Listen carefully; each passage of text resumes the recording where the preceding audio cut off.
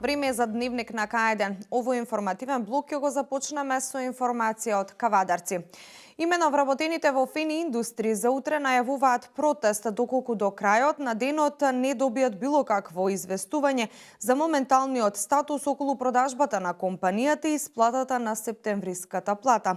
Како што стои во известувањето подпишано од претседателот на синдикалната организација Ѓоре Палитов, синдикатот денеска одржал итен состанок и донел таква одлука. Бидејќи во текот на денешниот ден се одржува состанок помеѓу инвеститорот од Република Бугарија, Енекот и банките, се чека било каков одговор до крајот на денот, стои во известувањето. Доколку одговорот е негативен, протестот ќе започне утре од 13:30 часот. Оваа одлука ни ја потврди и Пеце Ристевски, претседател на Синдикатот за индустрија, енергетика и рударство. А ние продолжуваме по најавите веднаш со информациите од Вардарскот и Квешкиот регион Македонија, светот и спортот. Останете со нас. Обдукцијата покажува дека смртта на родилката Маја Кадиева и незиното новороденче е резултат на задушување, односно прекина доводот на кислород до белите дробови. Презентација за родова рамноправност реализирана пред средношколците во Неготинската гимназија. Во Велешкиот театар викендов ќе се одржи театарски маратон.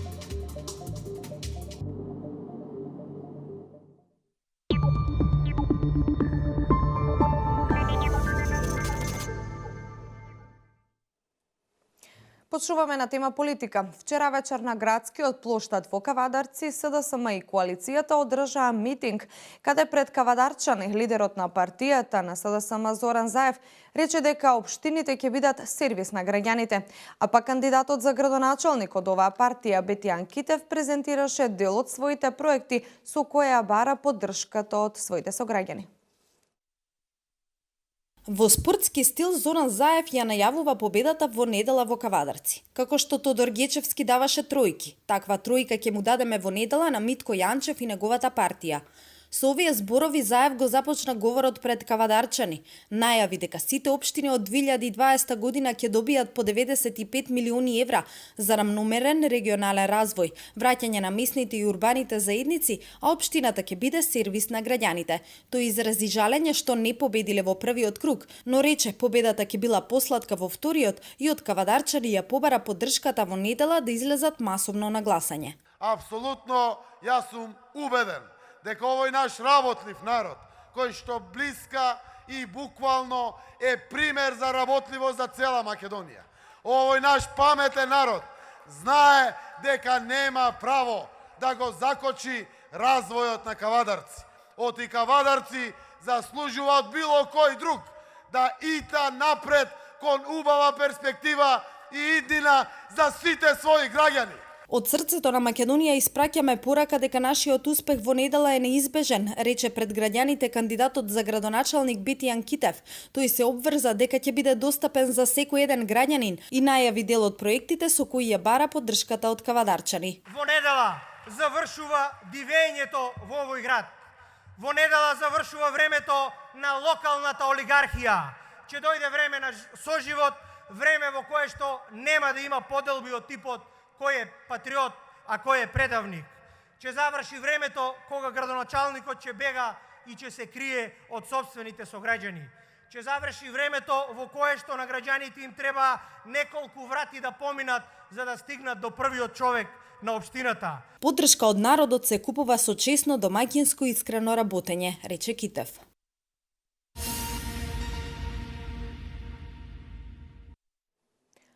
Вториот круг од локалните избори ќе се одржи во 35 општини. Државната изборна комисија веќе започна со дистрибуција и примопредавање на доверливиот избирачки материјал до општинските изборни комисии за вториот круг од локалните избори кои ќе се одржат в недела. Државната изборна комисија денеска почна со дистрибуција и примопредавање на доверливиот избирачки материјал до општинските изборни комисии за вториот круг од локалните избори, што ќе се одржи во недела. Согласно изборниот законник, ДИК избирачкиот материјал го предава до општинските изборни комисии најдоцна во рок од 72 часа пред денот на изборите, а општинската изборна комисија е должна еден ден пред денот определен за одржување на изборите да го предаде избирачкиот материјал на избирачките одбори. Вториот круг од локалните избори ќе се одржи во 35 општини.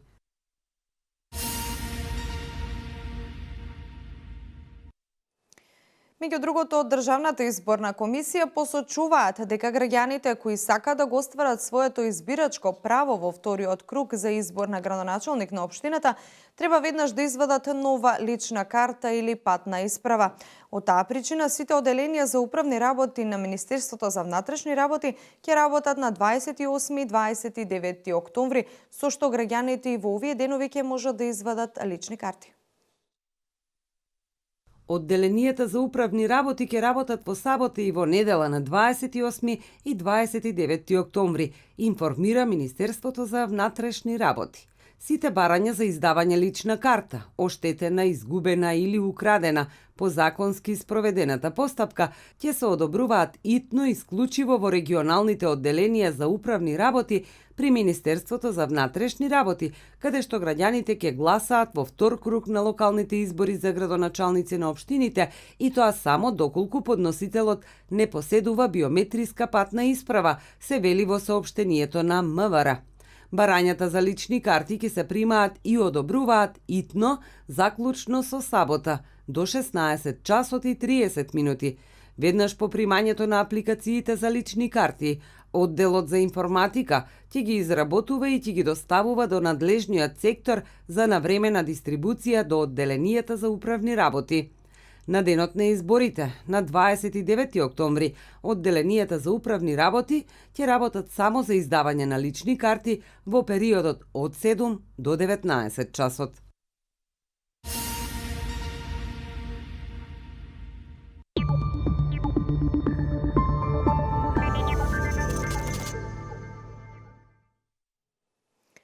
Продолжува судењето за родилката Маја Кадиева.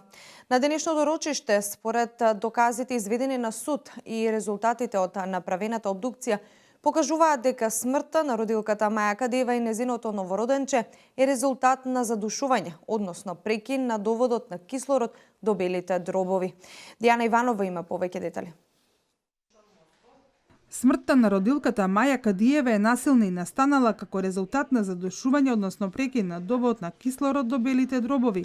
Ова го покажала обдукцијата која по барање на основното јавно обвинителство ја направи Институтот за судска медицина, рече денеска во судница Наташа Давчева, доктор на медицински науки. Давчева посочува дека обдукцијата покажала дека бебето било зрело новороденче, доносено, комплетно спремно за живот вон утробата на мајката, било родено живо и живеело најмалку 10 минути. Таа појасни дека причина за смртта и кај новороденчето е задушување заради акутен прекин на довод за кислород, кој се случил додека бебето било во мајчината утроба. Според обдукцијскиот наод, причина за ваквиот исход е чинот на интубација за време на анестезијата. Бранителот на првоосомничениот анестезиолого доктор Томчо Ванчев се обиде да го оспори вештачењето, поставувајќи за многумина во судницата чудни прашања, на кои реагира обвинителот од браната на семејството Кадиеви и водечкиот судија. Мојата забелешка беше пред се во насока дека два клучни доказа во оваа постапка се правени од исти лица, што според мене не дозволува, значи и обдукцијскиот наод и вештачењето.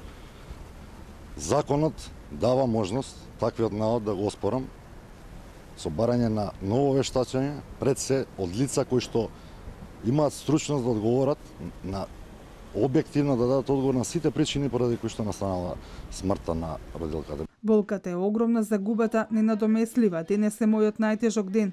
Вистината излегува на виделина, вели сопругот на починатата родилка, кој побара најстрога казна за обвинетите. Времето оди напред, не се враќам назад. Јас најсреќен би бил кога би можело времето се врати назад. Меѓутоа, времето оди напред, времето оди во нивна штета, затоа што времето поминува и завршуваме со случајот. Тие се свесни на крајот и свесни се на пресудата што ги чека. За 13 ноември закажано е следното рочиште во судскиот процес за смртта на родилката Маја и незиното бебе, кој се случи пред 2 години во болницата во Гевгелија. Им се суди на тројца лекари. еден анестезиолог и 20 гинеколози.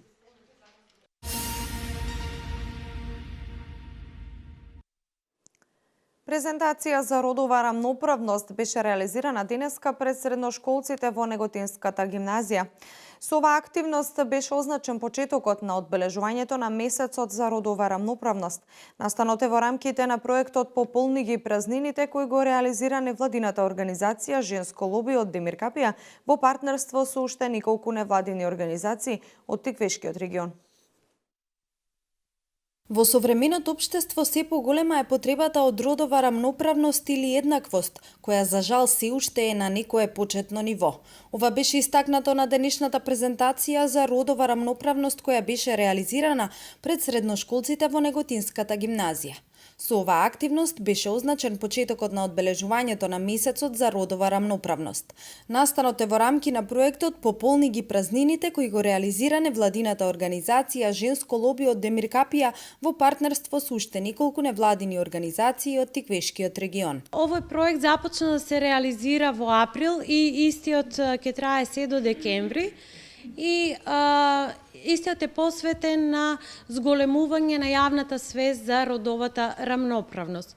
Во рамки на месецот на родова рамноправност, кој што ќе се случува од 25, односно 26 октомври, па се до 25 ноември, ќе се случат неколку настани. Учениците се потенцијалот за градење на родовата рамноправност во иднина, во семејствата, во училиштата и во самото општество, нагласи Бети Пеева, предавач од ДЕХО, хуманитарно-едукативна организација од Штип. Цел на денешнава работилница всушност е да ги запознаеме учениците од средните училишта со темата родова рамноправност, односно со поимите пол и род, со поимите родови улоги, родови стереотипи, родова дискриминација и сето она што е од особено големо значење за нив, бидејќи во нашето општество, во современото општество, всушност се поголема е потребата да се воспостави онаа родова рамноправност, односно родова еднаквост, која што за жал и во современите општества, меѓутоа нели и во оние кои што сте во развој,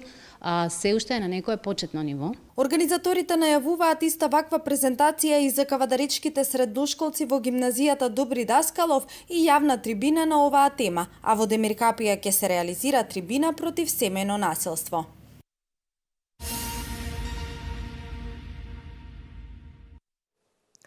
Во сабота на 28 октомври на двете сцени на театар Джинот Велес ќе се одржи театарски маратон со 3 хит представи од репертоарот на театарот. Маратонот ќе започне во 20 часот со изведба на представата Театар Љубов моја од бугарскиот автор Валери Петров. Во 22 часот и 30 минути ќе биде изведена представата Синиот портокал, а веќе во 1 часот пополно ќе биде изведена представата Шумата на моето дрво по текст на Сашо Димовски. Деталите ги има Валентина Михайловска. Во Народниот театар Јордан Хаджи Константинов Джинот во сабота на 28 октомври ќе се одржи театарски маратон. Во 20 часот ќе биде одиграна представата Театар Љубов моја. Во 22:30 ќе биде изведена представата Синиот портокал, а во 1 часот по полноќ ќе биде одиграна представата Шумата на моето дрво. Билетите се пуштени во продажба и истите можат да се набават на билетарницата на театарот. До крајот на оваа година, театарот ќе подготви уште 2 премиери, и тоа детската представа Волшебникот од Оз и комедијата Вдовицата се мажи. Во 2018 година, Белешкиот театар слави 70 години од своето постоење. Ова се представите кои ќе се работат до година. Ќе се работи браќа Карамазови, некаде во почетокот на јануар, Сомнително лице, или сестрата рекоме се, и Ревизор. Тоа се, они да речеме, званечни представи, покрај тие 2 детски представи се работат. Едната ќе работи Венцислав Ристов, а другата ќе работи Дејан Дамјановски. Идната година фестивалот на античка драма Стоби се враќа на сцената на античкиот локалитет Стоби, а за истиот Велешкиот театар ќе подготви своја представа која ќе ја режира Хакоб Газанчијан од Ерменија.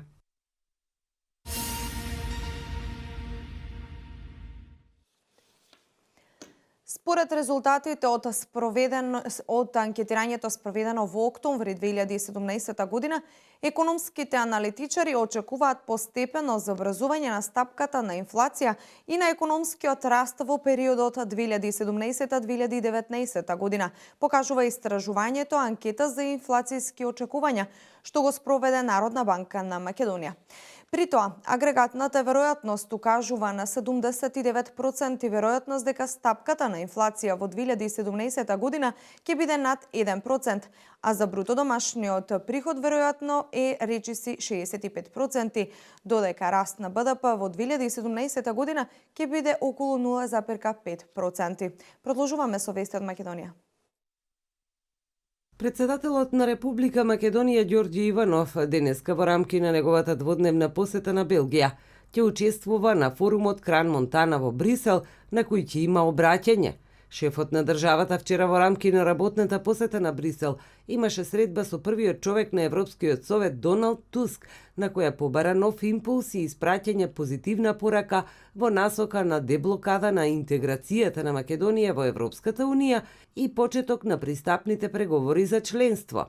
Во фокусот на разговорите со Туск била европската иднина на Македонија и се она што го прави земјата за конечно да добие датум за почеток на преговорите, но и состојбата во регионот и во Европската Унија, како и прашањето со мигрантската криза.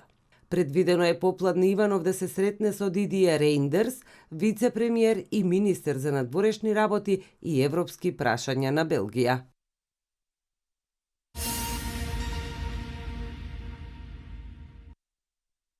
Ева на Македонија информира дека нивните тимови завршиле со имплементација на дневната ефтина тарифа за сите достапни броила.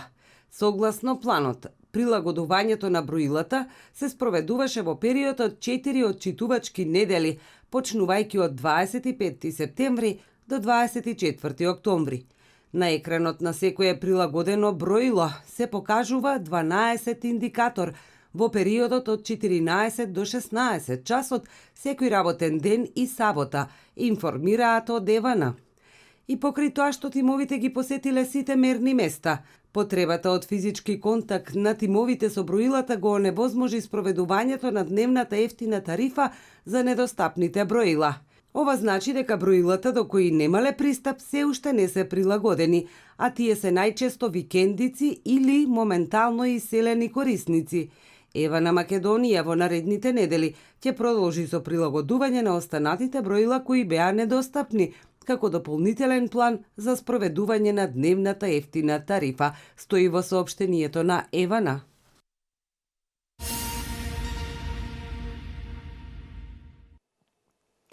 Грчкиот главен град Атина денеска е без подземна железница поради 24-часовен штрајк на вработените во атинското метро. Штрајкот го организира синдикатот на работници во јавниот транспорт Силма во знак на протест поради владините планови за приватизација на компанијата оператор на метрото Стаси. Во соопштението на Силма се посочува дека плановите за приватизација на Стаси ќе предизвикаат хаос во градскиот превоз во Атина, од кој ќе страдаат не само вработените во метрото, туку и стотици илјади жители на грчкиот главен град.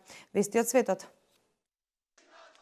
Нападната полициска станица во Атина. 2 часа по полноќу група од 10 маскирани лица фрлиле молотови коктели кон полициската станица во населбата Певки, која важи за една од побезбедните делови во Атина.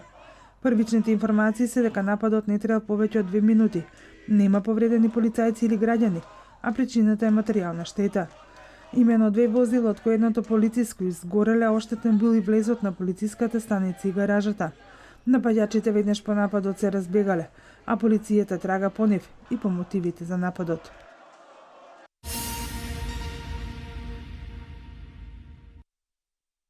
Независност на Каталонија од Шпанија синоќа прогласи градот Белпуч во шпанскиот регион Каталонија. Иако советите на поголем број други градови и села донесоа слични декларации, Советот на Белпуч се смета дека е првиот што се реши на таков чекор, кој доаѓа во период на засилени тензии меѓу властите во Мадрид и Барселона околу следните чекори. Белпуч е првиот град каде е прогласена независноста, соопшти каталонската телевизија 324. Градскиот совет наздрави со шампањско по прогласувањето на независна Каталонија. Каталонскиот парламент треба да се состане вечерва, при што ќе се обрати председателот на владата Карлес Пучдемон, од кого се очекува да ги најави на тамошните чекори кон планираното отцепување од Шпанија.